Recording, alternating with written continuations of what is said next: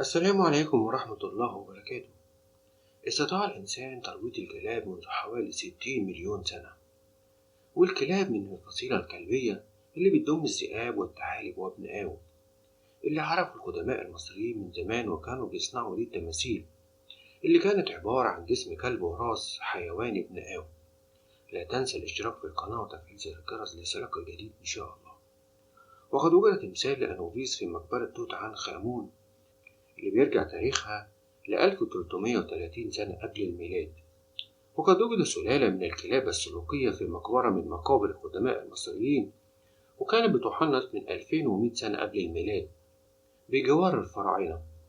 واستطاع الرومان والإغريق إنتاج السلالات منها.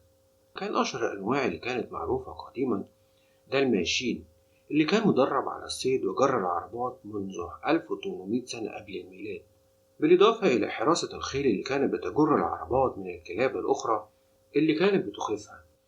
أنواع الكلاب: بتنقسم الكلاب إلى 4 أنواع. 1. الكلاب العاملة، وهي فصائل الكلاب اللي يمكن للبشر تدريبها للقيام بمهمات احترافية كجر العربات والكشف عن المتفجرات أو المفقودين. ومن أهم الفصائل المستخدمة في الأغراض ديت كلاب البلجن شيبرد أو الراعي البلجيكي، وكلاب الجولدن ريتريفر. 2. كلاب الزينة أو الكلاب المنزلية، وتشمل معظم فصائل الكلاب. 3. كلاب الصيد، وبتستخدم في الصيد حيث تقوم بمطاردة الفرايس حتى تصبح قريبة من الإنسان ككلب السلوكي.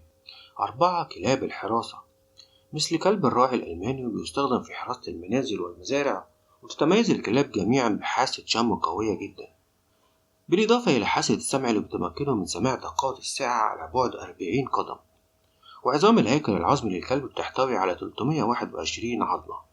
وبتختلف الكلاب في أعداد عظام الديل، لكن قفصها الصدري بيتكون من 13 زوج من الأضلاع. وبيتكون العمود الفقري من 7 فقرات في الرقبة، و13 فقرة في الصدر، و7 فقرات قطنية، و3 فقرات في العجز. والرجلين الخلفيتين في كل منهم 4 مخالب و4 أصابع، وتوجد مخالب في 4 أو 5 أصابع منهم. وبيمتلك الكلب الصغير اللي بيسمى الجارو 28 سنة مؤقتة، ولكن بعد عمر 6 شهور بيستبدل ويصبح عنده 42 سنة دائمة. وبتتراوح مدة الحمل في الكلاب من 56 يوم إلى 72 يوم. تعالوا بقى نتعرف على أخطر أنواع الكلاب في العالم. 1. كلب الدلماسي اللي بيصل وزنه إلى 40 كيلو جرام ولونه أبيض منقط باللون الأسود، وهو من أشرس الكلاب اللي بتستخدم في الصيد، وبيتواجد بكثرة في الدول الأوروبية، لكن سلالته بتنحدر من بلاد الهند. سانت برنارد ارتفاعه حوالي 80 سنتي، وقد يصل في بعض الأحيان إلى 100 سنتي، وهو من النوع اللي بيعيش في الأماكن شديدة البرودة، لذلك بيتواجد في البيوت الروسية. ورغم أن حجمه ضخم جدا إلا أنه بيتعامل بلطف مع أصحابه، وبيتميز بحجم عظام جمجمته الكبيرة والعريضة، وأسنانه الحادة القوية القادرة على تمزيق أي شيء يريده. ويستخدم في الحراسة بفضل ضخامته اللي بيستطيع إخافة أي مخلوق يقترب منه أو من المنزل اللي بيحرسه. 3. جريت دان بيبلغ، وزنه حوالي 90 كيلو جرام، ويعد من أشد الكلاب خطورة، لكنه بيتميز بوفائه وإخلاصه الشديد لصاحبه. 4. دوبرمان، هو كلب رشيق وعنده مرونة كبيرة جدا، بيتميز بعضلات بارزة وقوية، لذلك بيقوم بمطاردة الفرائس اللي بيصطادها صاحبه بمنتهى السهولة، وهو بيعتبر من أهم كلاب الصيد لمن لديه هواية الصيد.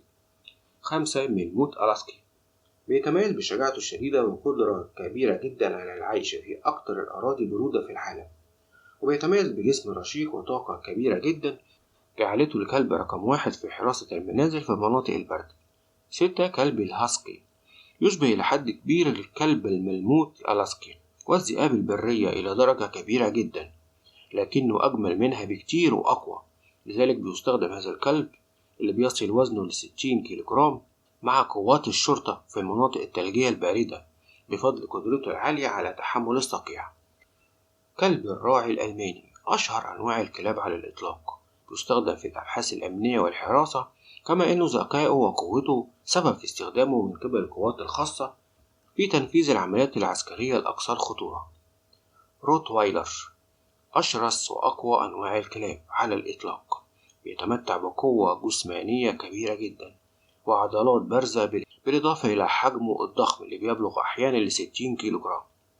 كلب البيت بول أكثر السلالات غدرا بالبشر، فهو بيمتلك مزاج مختلف عن بقية الكلاب، ولا يمكن حتى لصاحبه أن يعكر مزاجه أو يمنعه من القيام بما يريده. وبيعد هذا الكلب من أكثر أنواع الكلاب قتلا للأطفال في الولايات المتحدة الأمريكية.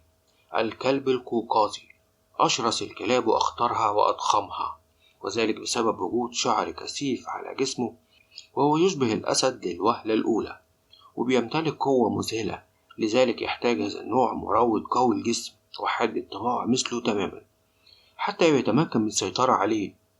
فهذا الكلب لا يرضى خلال صاحبه اللي بيضاهيه في القوة والحجم. لا تنسوا الاشتراك في القناة. خلصت حلقة النهاردة، والسلام عليكم ورحمة الله وبركاته.